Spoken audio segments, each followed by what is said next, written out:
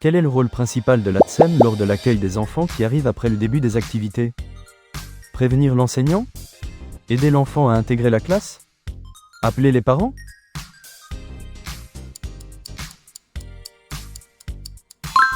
L'ATSEM va au-devant de l'enfant qui arrive en retard pour faciliter son intégration dans la classe déjà en activité.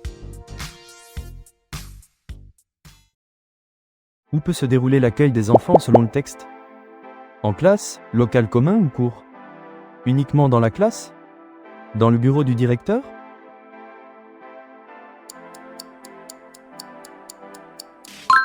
L'accueil peut se faire en classe, dans un local commun ou dans la cour, selon l'organisation propre à chaque école.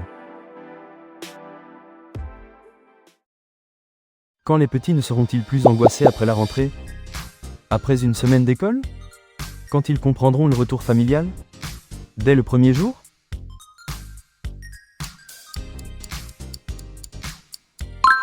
L'angoisse diminue quand ils comprennent que leur famille reviendra les chercher à la fin de la journée et qu'ils rentreront chez eux. Quel élément fait partie des rituels rassurants pour l'enfant lors de l'accueil? Le « bonjour » et parfois un bisou? Une activité obligatoire?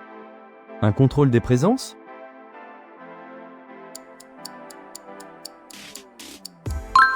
Les rituels comme le « bonjour », éventuellement accompagnés d'un bisou si l'enfant le demande, sont des éléments rassurants pour l'enfant. Que doit proposer l'ATSEM à l'enfant pour lui donner envie de rester à l'école? Des activités qui lui font plaisir? Des exercices d'apprentissage? Des tâches ménagères?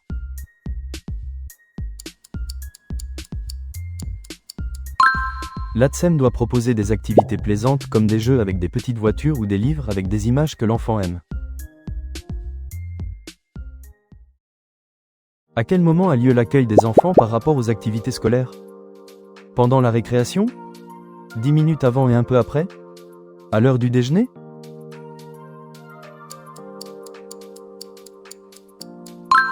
L'accueil se déroule 10 minutes avant le début des activités scolaires et se prolonge un peu après pour les enfants qui arrivent en retard. Comment l'ATSEM peut-elle aider à créer des liens entre les enfants? En rappelant des amitiés antérieures? En imposant des groupes de jeu? En séparant les enfants timides?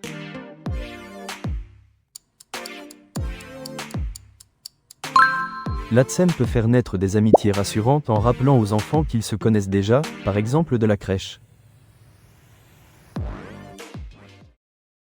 À quels besoins spécifiques des enfants l'ATSEM doit-elle être attentive pendant l'accueil?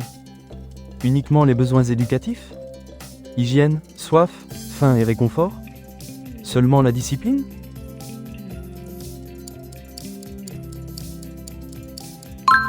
L'ATSEM doit être attentive aux besoins comme moucher le nez, conduire aux toilettes, donner à boire, offrir un biscuit ou câliner l'enfant.